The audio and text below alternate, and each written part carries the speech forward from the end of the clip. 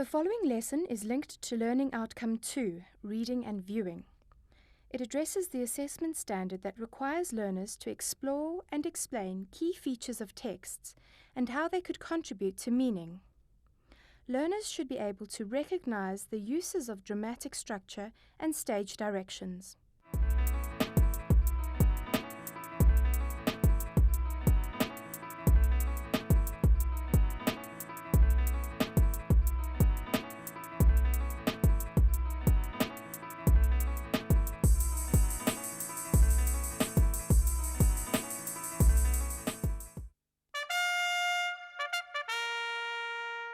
Hi there everyone, I am very excited because today we are starting a brand new series on my favourite part of literature studies, drama, and specifically Shakespeare.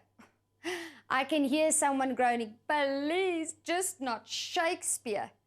But unfortunately, or rather fortunately, at some point during your English literature studies, you will encounter William Shakespeare. And I bet many of you don't even realize that you quote Shakespeare when you use phrases like, it's Greek to me, or every dog will have its day. So, learners, teachers, and literature lovers, lend me your ears, your eyes, your critical thinking skills, and your imagination as we explore the life and times of William Shakespeare. By the end of this lesson, you should be able to explain what theatre is and know about William Shakespeare's biographical and historical context. Before we look at Shakespeare, I want you to understand that there is a difference between drama and theatre. Drama is a play. It is the written text or script for a performance, whilst theatre is the actual performance. Theatre is a story that comes alive. Theatre can be plays, ballets, operas, musicals, dance, pantomime, the circus, and even live sporting events. To fully understand Shakespeare's influences, we have to know where he fits into theatre history. Shakespeare's work formed part of the Western theatre tradition, and like African theatre, the Western theatre also had its roots in rituals, storytelling, and dance. The first theatre of Western civilization originated in ancient Greece and produced some well-known plays that are still performed today. Only 3 actors and a group of performers called the chorus, who sang, chanted, and danced, performed the plays. All of the actors were men and they played all the parts in the play, including those of women and children. The actors managed to present those complicated Greek dramas with only 3 actors by wearing different masks and costumes to represent the different characters in the play. The costumes and masks not only represented a type of character, but also the character's emotions, like despair and happiness, the universal symbols for theatre. Hundreds of years later, during the medieval times, English theatre began in the church. The ordinary people loved the entertainment they were getting in church, and often the churches couldn't hold the crowds of people who turned up. It became so chaotic that the church decided that the plays would no longer be performed inside the church, and the people took over the creation of the plays. They built huge sets and the different plays were performed on wagons that were pulled across the town. The foundations were being laid for theatre in the Elizabethan period, which in turn greatly influenced contemporary theatre. Now let's start our journey back more than 400 years to the 16th century, when Queen Elizabeth I was ruling England. Our first stop is Shakespeare's London. You might be wondering, why do I have to know when William Shakespeare lived? Well, when you study a writer or a dramatist, it is important that you understand how the society they lived in shaped their work. The sights, sounds, and smells of Renaissance England seeps into all of Shakespeare's work. the social order of the Elizabethan period, and the place of women are aspects of all of his writing. Remember that when I talk of the Elizabethan theatre or the Elizabethan period, I mean the time between 1558 and 1603, when Elizabeth I was the Queen of England. And it was during this period that William Shakespeare shot to fame. He was without a doubt the most popular and most performed playwright of the Elizabethan period. He was also a brilliant poet.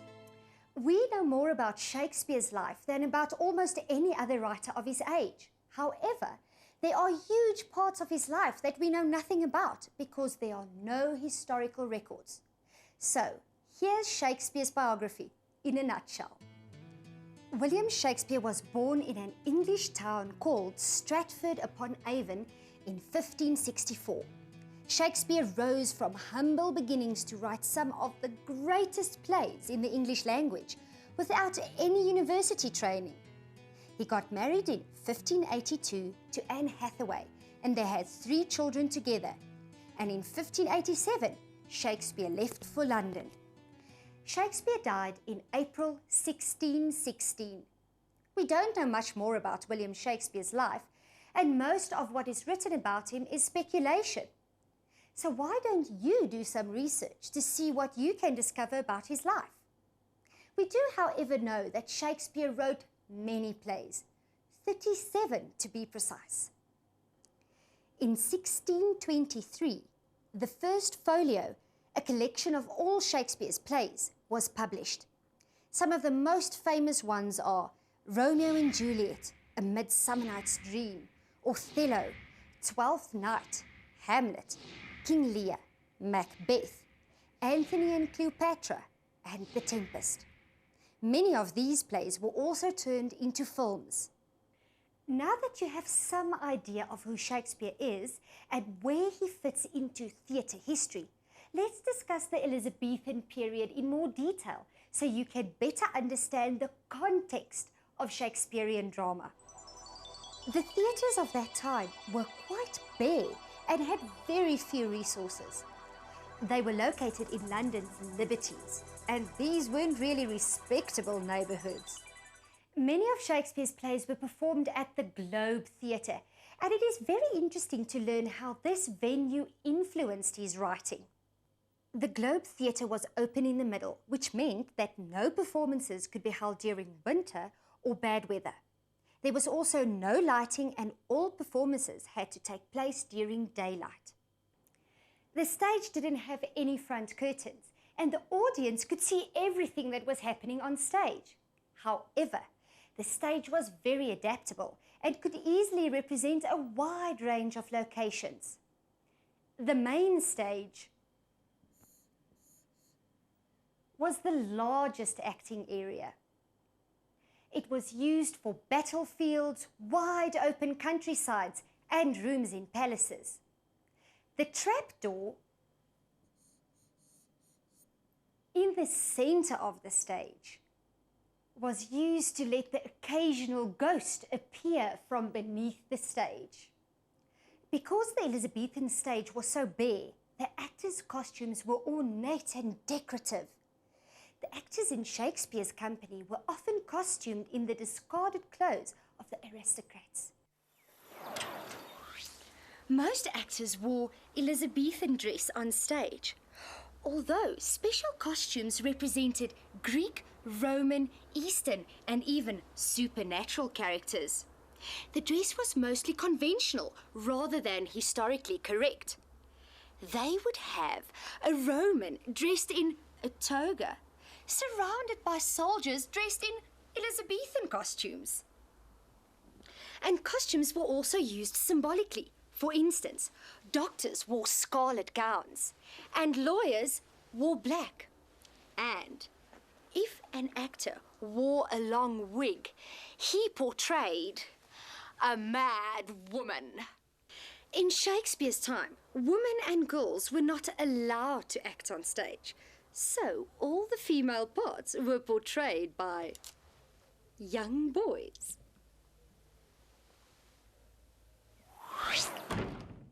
The boy trainees would, of course, eventually be able to play men's parts. But during their apprenticeship, while they were young and when their voices hadn't broken, they played female parts. They often entered the profession between the ages of 10 and 13, some of them continuing to play women's parts until they were in their late teens or early 20s. The audience had to use their imagination a lot.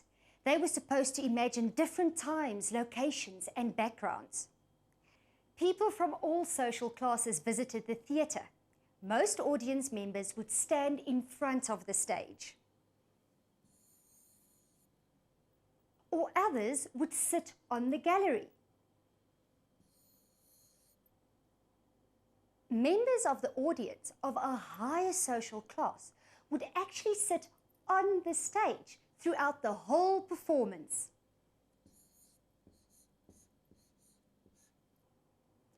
I'm sure you are gathering that Elizabethan audiences behaved very differently to modern-day audiences. In those days, audiences commonly talked throughout the performance. They also hissed and booed if they didn't like what was happening, and they would also throw things at the actors when they disapproved of them. Shakespeare understood the audiences he was writing for. He gave the more educated people sitting in the more expensive seats highly charged dramatic language in both prose and poetry. However, he did not only write for an educated audience. Those who had to stand to watch the plays were a rough bunch, and Shakespeare knew what they liked. His plays dealt with witches, ghosts, drunkards, lovers, and murderers. A far higher percentage of the population went to the theatre than what's the case today. Everyone came to the theatre for fun. Shakespeare was the biggest entertainer for his age, and going to the plays was as popular as going to the movies or attending a soccer game. Using what we learned in this lesson as a starting point, research the character of Shakespeare.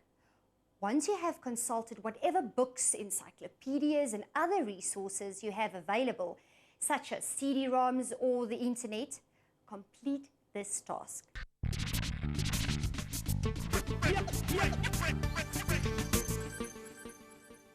Compile a 1 to 2 page report outlining Shakespeare's life and his work.